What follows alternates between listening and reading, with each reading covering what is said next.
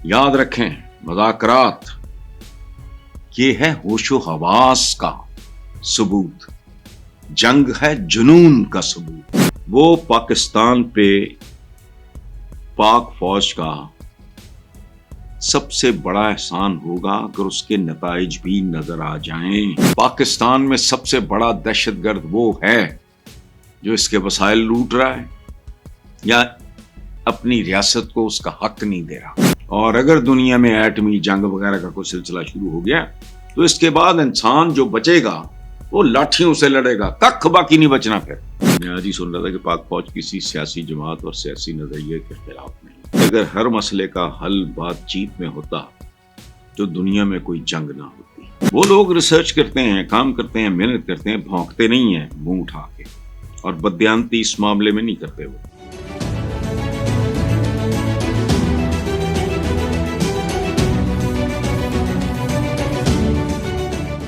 अस्सलाम वालेकुम व्यूअर्स, अल्लाह आपको और आपके हमारे वतन को सलामत रखे। और सिर्फ सलामती ज़रूरी नहीं होती, इसको ताकतवर बनाए। ये जो रींग रहे होते हैं बेचारे, जिंदगी तो उनमें भी होती है, कीड़े मकोड़े, ये तो रींगते ही चीज़ें।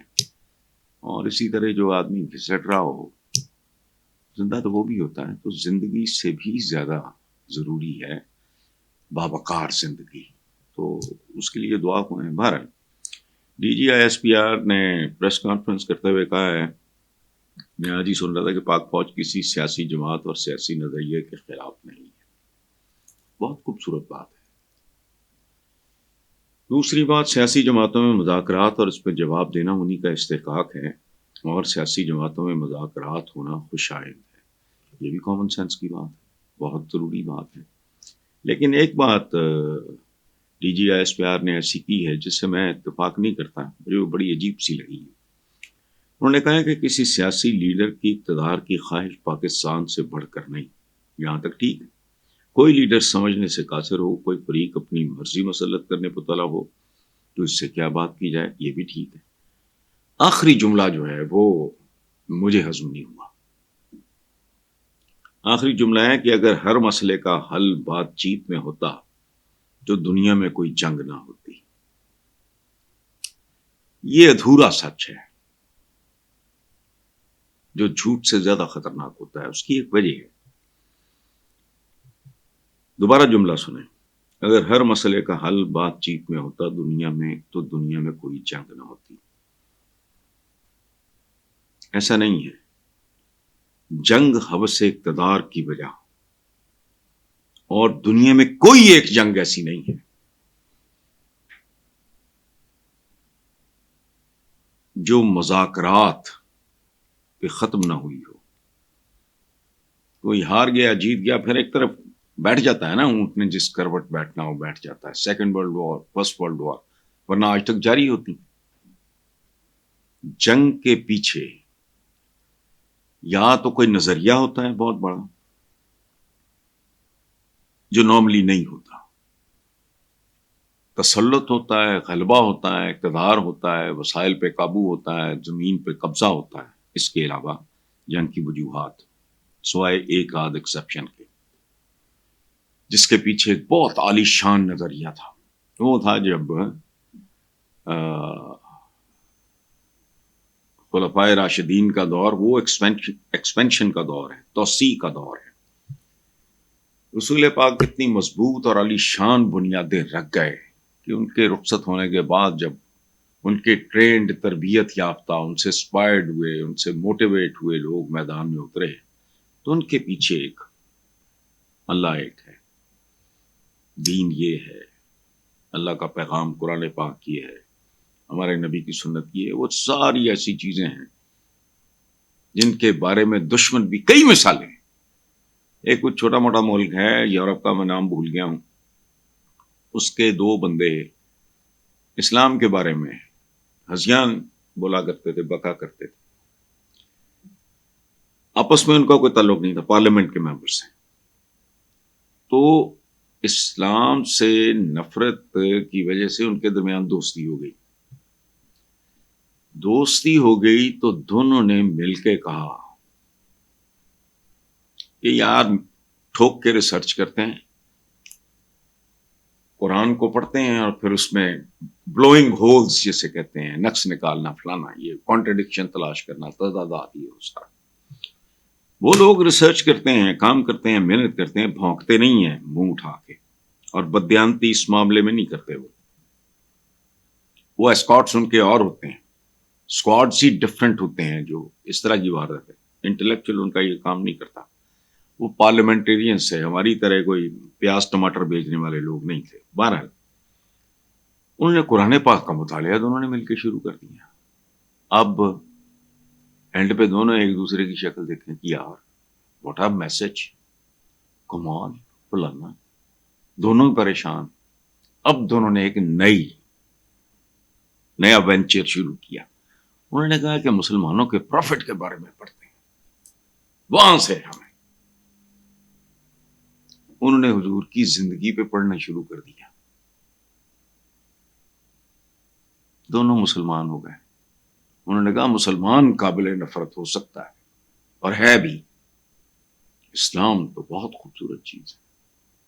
اور یہ آج سے 5 7 6 سال پہلے ہمارے سارے اخباروں میں یہ خبر چھپی، مجھے ملک کا نام بھول رہا ہے۔ یہ کہنا کہ کوئی جنگ مسئلے کا حل، اگر ہر جنگ مسئلے کا حل بات چیت میں ہوتا، اگر ہر مسئلے کا حل بات چیت میں ہوتا تو دنیا میں کوئی جنگ نہ ہوتی۔ نہیں، جنگ کی وجوہات اور ہوتی، مکمل تباہی سے بچنے کے لیے ڈائلاگ ہوتا ہے۔ جو مذاکرات کی ہم بات ہیں، مسئلے کا بات چیت اس وقت بات چیت نہیں ہوتی، اس وقت ایک خپت ہوتا ہے، ایک جنون ہوتا ہے۔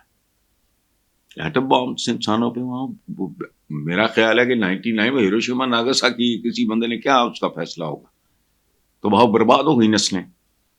یاد رکھیں مذاکرات یہ ہے ہوش و حواس کا ثبوت، جنگ ہے جنون کا ثبوت، یا کسی بہت نظریے کا جو میں نے تاریخ میں نہیں پڑھا اپنے دین کے علاوہ۔ اور میں یہ بات اس لیے نہیں کر رہا کہ میں مسلمان گھرانے میں پیدا ہوں، ہرگز نہیں۔ باقی چھوڑیں، گڈے تلنگے بدماش آوارہ لوگ کروسیڈز میں، یہ وہ سارا وہ اور کہانی ہے۔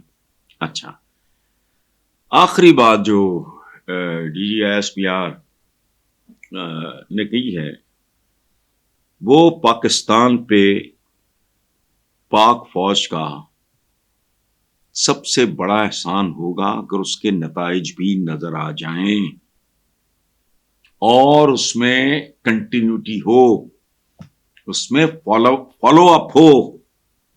وہ کیا انہوں نے کہا ہے؟ انہوں نے مزید کہا کہ بجلی چوروں اور ذخیرہ اندوزوں کے خلاف بھی پاک فوج سرگرم عمل ہے۔ یہی عمل ہے، یہ جو برادر کھڑے ہوئے ہیں نا ہم لوگوں نے، ان کا مکو ٹھپیں، اور یہ بجلی چور ذخیرہ اندوز ٹیکس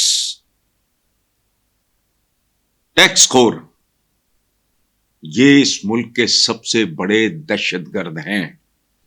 مجھ پہ اس بات کا امپیکٹ ابل تو ہر آدمی پہ جو تھوڑا سا بھی سینسبل ہوگا، میرا بیک گراؤنڈ ہے اکنامکس کا۔ پاکستان میں سب سے بڑا دہشت گرد وہ ہے جو اس کے وسائل لوٹ رہا ہے یا اپنی ریاست کو اس کا حق نہیں دے رہا۔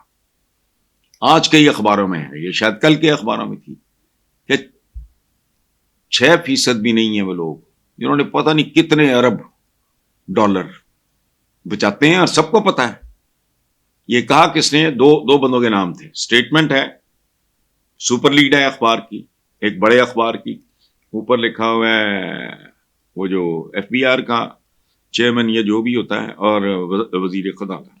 بھئی تم دونوں کو اگر پتا ہے تو کچھ کرو نا، لوگ ایک دوسرے کو بتائیں کہ یہ ہو گیا ہے۔ اب ان کا تو مجھے نہیں پتا، سچی بات یہ ہے۔ میں تو تھرو آؤٹ، لوگ کہتے ہیں انٹی ڈیموکریسی ہو، میں کہتا ہوں میں پاگل ہوں۔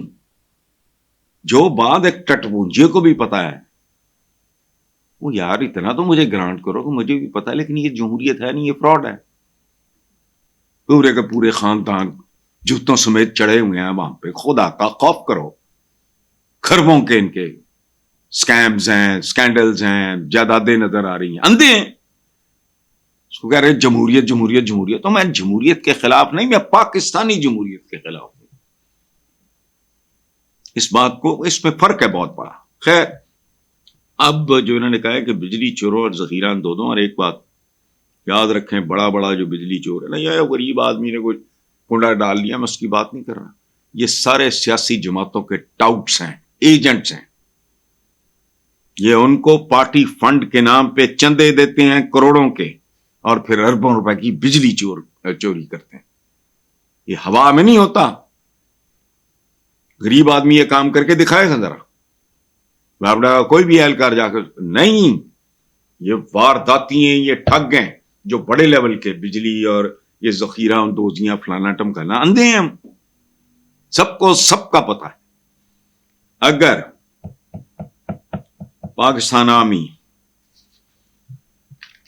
یہ کیمپین شروع کرتی ہے اور اسے لاجیکل اینڈ تک پہنچاتی ہے اور اس میں انشور کرتی ہے کنٹینیوٹی، فالو اپ، اس سے بڑا احسان کوئی نہیں ہو سکتا. یہی ملک کا اصلی دفاع ہے. یہ ایٹم بامز وغیرہ جو ہے نا، یہ ڈیٹرنٹس ہیں. ان کو نہیں پتا پڑوسیوں کو کہ پنگا لیا تو ہوگا کہ یہ ڈیٹرنٹ ہے، it's not to be used. اور اگر دنیا میں ایٹمی جنگ وغیرہ کا کوئی سلسلہ شروع ہو گیا تو اس کے بعد انسان جو بچے گا وہ لاٹھیوں سے لڑے گا، ککھ باقی نہیں بچنا پھر. لیکن یہ بات، اگر ہماری آرمڈ فورسز بجلی چوروں اور ذخیرہ اندوزوں کو پکڑ لیں تو یہ سرحدوں کی حفاظت سے بڑی حفاظت ہے میرے نزدیک. دیکھنا ہے نتیجہ کیا نکلتا ہے.